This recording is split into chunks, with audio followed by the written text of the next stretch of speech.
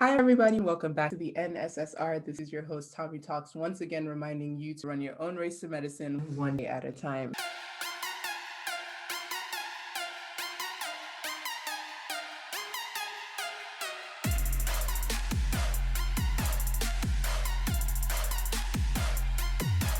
All right, my name is Nick Odiase. I'm a first-year medical student at UTMB in Galveston. Hey everyone, my name is Osose Oboh. I'm a fourth-year medical student at Michigan State University College of Human Medicine. My name is Patrick Kiessling. I am also a fourth-year medical student at the Mayo Clinic Alex School of Medicine in Rochester, Minnesota. My name is Temi Daramola. I'm a fourth-year medical student at Drexel University College of Medicine in Philadelphia. Hi everybody, I'm Tonia, Rhone. Most people know me by TJ. I am a first-year medical student at Boonshaw School of Medicine in Dayton, Ohio. I am Adaeze Adigweme. I am an internal medicine physician. I practice as a hospitalist. I'm also a certified personal development and executive coach. I live in Atlanta, Georgia. I've been practicing for 8 years now, which is crazy. I'm Obi Adigweme. I'm orthopedic surgeon here in Orlando, Florida. Specialize mostly in knee and hip replacements. I've been practicing for a little over 3 years. Fun fact, I have a twin brother who's right there. My name is Ugo Adigweme. I'm a podiatric surgeon in Orlando, Florida, aka foot and ankle surgeon. My name is Ewoma Ogbaudu, and I'm a first-year medical student here at Mayo Clinic. My name is Kelli Wethington, and I am a second-year medical student at Lincoln Memorial, so it's a DO school in Tennessee. My name is Brandon Towns. Went to UCLA for undergrad, graduated in 2018 with a degree in psychobiology, and since then I have stayed on campus working as a study coordinator in an alcohol addiction laboratory.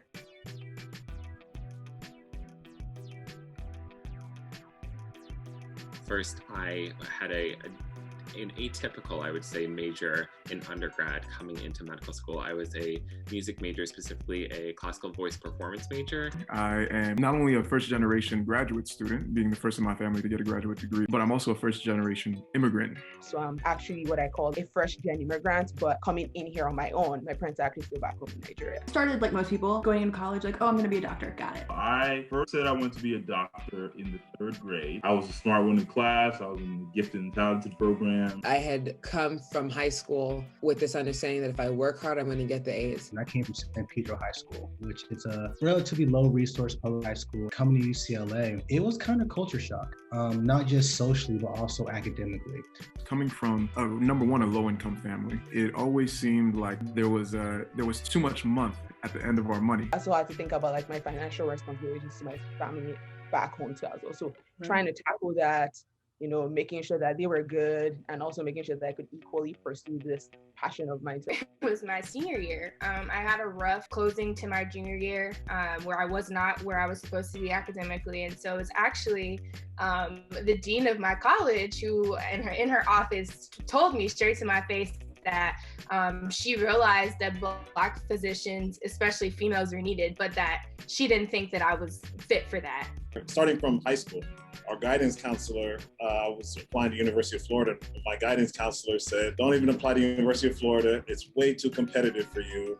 You should go to some other school, whatever. Anyways, got into University of Florida, did very well there. Same thing happened in college. Guidance counselor, or whatever you call them in college, said the same thing. Don't apply to med school, too competitive for you, blah, blah, blah. So in terms of mentorship, I mean, when I was an undergrad, I didn't really have any. I had previous track before I actually went into medical school. So I was actually a nurse, did that for a long time, and then actually also got a master's. I did the second degree program. I was a floor nurse for a year, and then I was an OR nurse for 5.5, 6. Actually, I had a friend who recommended that I check out volunteering at the hospital. And at this point, I really wasn't that, I guess, involved in like a pre-med track or anything along those lines. This friend just said, if you're looking to sort of expand your horizons, expand your social circles, this is something that would be totally different. I actually eventually started teaching, which I absolutely loved. Started teaching at a nursing school. While I was teaching there, I got very close to my boss, who is a mentor for me. And she saw what I was doing, she saw a lot of the work that was putting in. And so she actually just took this initiative and was like, you know what? We could either do this the process of let's do an H1B, or we could do this the process of actually filing your immigration.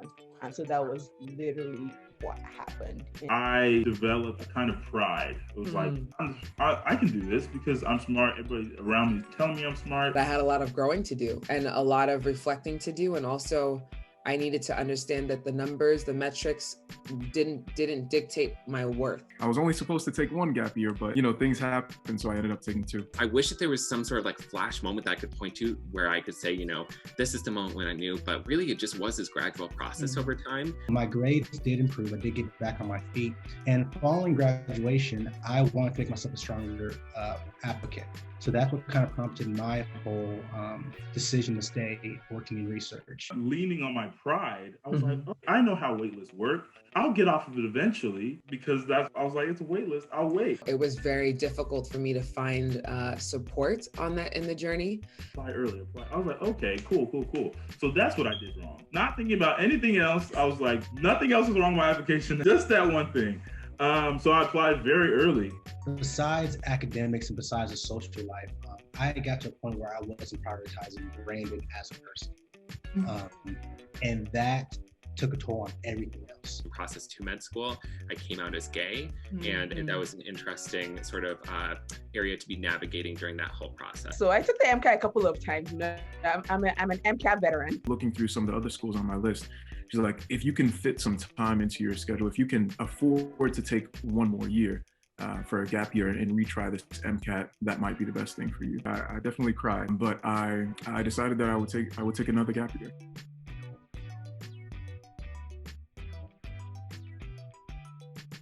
Like, respectfully, this is plan A, B, C, and D. And I told her, you know what, I had looked into some other options, although I'm not going to apply to medical school right away. I am going to go to grad school, and I'll just do it that way. And I remember her response to me was, well, that's not going to be easy for you to do either. The only saving grace for me was my parents and my family, who just aren't really about that life. Like, yeah, that's cute. You said she can, and she will.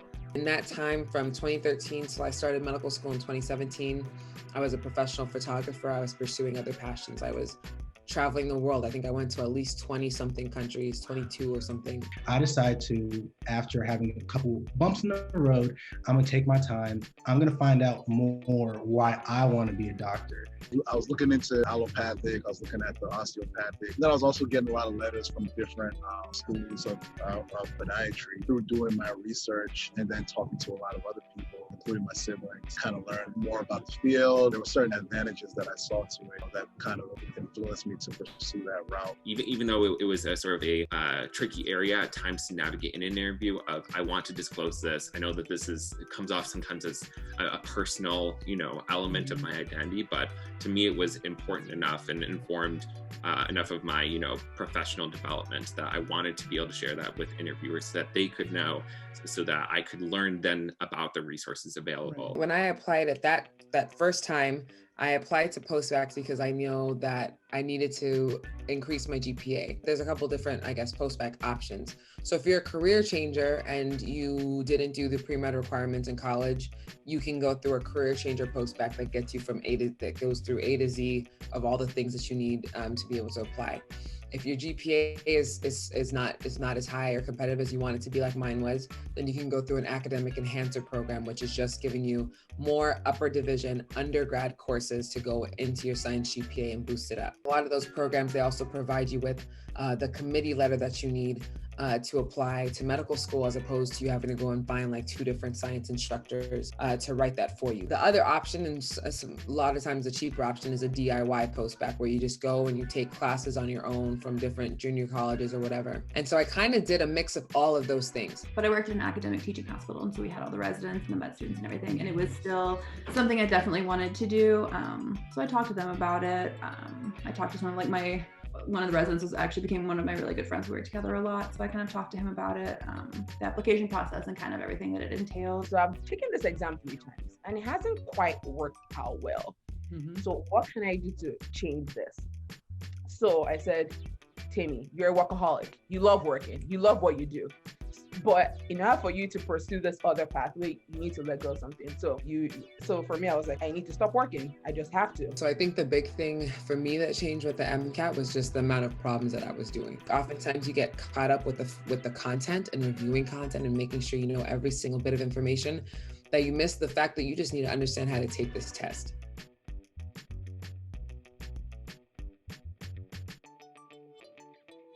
I don't think there's any cookie cutter way to get anywhere. The thing I've come to realize is the reason it took me so long is a lack of mentorship and trust. I basically realized what was making me not set myself up for success, and I fixed that, and it worked. So you have to find your why. The moment that I realized, oh, I love the way this professor teaches, I made it a point to meet with them in their office hours and study hard and try to make sure that I got the A, not only because I was trying to boost my GPA, but also because I wanted to make sure that they had something good to write about in terms of my work ethic and all of those things. And so you shouldn't feel pressured to disclose every piece of information about yourself during this process.